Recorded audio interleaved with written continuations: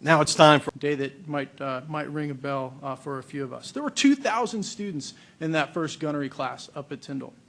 By comparison, just last week, we graduated our newest 156 students for the Combat Air Forces when we graduated them from our Silver Flag training site with our Red Horse folks last week. During World War II, we trained thousands of anti-aircraft artillery gunners, including one you may have heard of before. His name was Clark Gable, famous actor, went through training up at Tyndall. We named the base after a man named First Lieutenant Francis B. Tyndall. He was a fighter pilot back in World War I. In World War I, he commanded the 22nd Aero Squadron. He's credited with 4 air-to-air kills, but if you ask some of his compatriots in his unit, they say it was actually 5, which would have made him an ace in our lexicon. On October 29th, 1918, almost 100 years to the day prior to Hurricane Michael, Lieutenant Tyndall pursued an enemy aircraft deep into German territory. After the ensuing battle, he ended up scoring 1 of those 4 air-to-air kills. For that act, the Army gave Lieutenant Tyndall a Silver Star for his gallantry. Like so many others, I'm proud of Lieutenant Tyndall, and I'm proud of all the men and women that we have trained throughout our long history on that peninsula up at here in Bay County. So now I'd like to tell you a little bit about the Tyndall of today. Go ahead and go to the next slide, please. Thank you. This is Tyndall Air Force Base as of last October. We were home to 2 F-22 squadrons, 1 T-38 squadron. After the storm, we took one of those F-22 squadrons, we took the aircraft and the personnel, and we dispersed them to other combat units to beef up their combat capabilities in places like Alaska, Hawaii, and Virginia. The other F-22 squadron and the T-38 squadron, they resumed our very critical mission training function over at Eglin Air Force Base, which is just down the road on Highway 98 over in Okaloosa County. The picture that you're looking at right there shows the landscape of Tyndall Air Force Base and a few of our more prominent mission partners on the base. We're home to 29,000 acres on that peninsula. 70% of those 29,000 acres are in their natural state and they're uninhabited. We patrol and protect 129 miles of Florida coastline along our peninsula. And if you ask me, we're home to some of the most beautiful beaches anywhere in the world up on Tyndall Air Force Base. I'll work clockwise around the picture there and introduce you to some of the airmen who work on your Tyndall Air Force Base. I'll start with 1st Air Force in the 601st Air Operations Center, or as they like to say, America's AOC.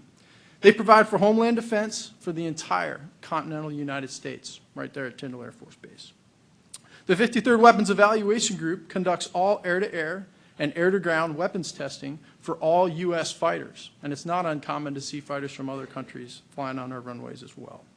The 823rd Red Horse Detachment 1, they train airmen on how to build up a bear base from scratch and how to conduct Air Force missions anywhere in the world.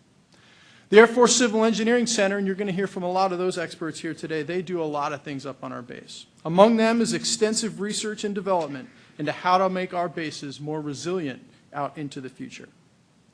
The 337th Air Control Squadron, that's the last in the 9 o'clock position up there on your slide. That's our schoolhouse for our next generation of air battle managers that we use to populate combat air force. That means that we are resilient.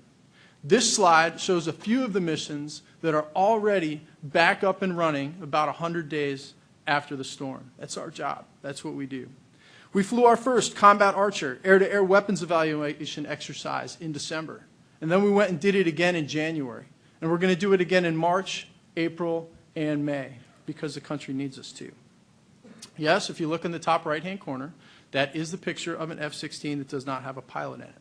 We shoot live missiles at our F-16s. And it turns out when we shoot a live missile at an aircraft, it's a lot more comfortable for the pilot to fly it from the ground. So that's why there's not somebody in there. I can't make this stuff up. That's a real picture. Okay. On the bottom left is a picture of one of the 156 Silver Flag graduates who graduated from Tyndall last week. He's learning how to do rapid runway repair. That's right. We actually blow up mock runways up at Tyndall and teach our students how to fix them quickly and efficiently.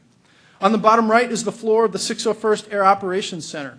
They resumed their air sovereignty mission for the continental United States on December 1st, a couple weeks prior to Secretary Wilson's deadline. Told us to make it happen, told General Williams to make it happen, and we did. In the middle is one of 127 students who are back in class today at our Air Control Squadron schoolhouse. As early as next month, this lieutenant and some of his classmates are going to be sent out to combat air forces across the world to fight our nation's wars. So the Air Force depends on Tyndall to train the next generation of air warriors, from controllers to pilots to maintainers to engineers and to a number of other Air Force specialty codes that our nation depends on. So as we rebuild the buildings and other facilities around us, these missions must and will continue at Tyndall Air Force Base. Go ahead and go to my last slide, please. So I'm going to end with this slide, and this is the exciting part. So you're going to hear multiple times today that our goal is to build Tyndall Air Force Base as the base of the future. Part of that base of the future includes the potential for exciting new missions like the ones you see on this slide. In December, the Secretary of the Air Force recommended to Congress that we use supplemental funding to rebuild Tyndall as the future home of up to 3 F-35 squadrons. That's the airplane that you see up here to your left. On the right is the MQ-9. That is an unmanned aerial vehicle. Tyndall Air Force Base, as Mr. Henderson said earlier, Tyndall Air Force Base remains the preferred alternative to host up to 24 of those aircraft, pending the outcome of an environmental impact study and a final basing decision at some point in time in the future made by our Secretary Wilson. If everything stays on track, we could see F-35s landing permanently at Tyndall Air Force Base as early as 2023. So a lot has changed since we welcomed that first gunnery class to Tyndall Air Force Base on Pearl Harbor Day back in 1941. And in truth, it would be